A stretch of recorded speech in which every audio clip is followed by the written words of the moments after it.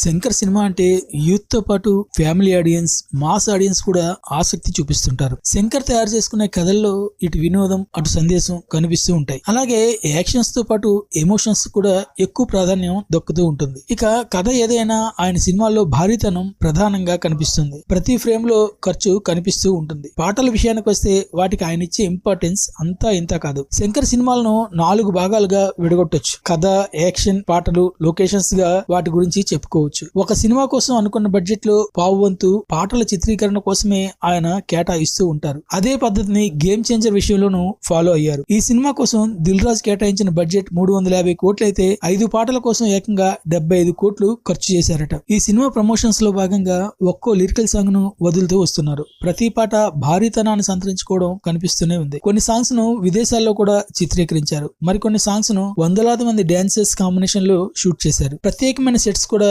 వేశారు. ఒక్కో పాట చిత్రీకరణ పూర్తి చేయడానికి ఎక్కువ రోజులు పట్టింది. అందువల్ల పెద్ద మొత్తంలో ఖర్చు చేసినట్టు తెలుస్తోంది. సంక్రాంతికి వస్తున్న ఈ సినిమా పాటలు ఏ స్థాయిలో పండుగ చేస్తాయో చూడాలి మరి.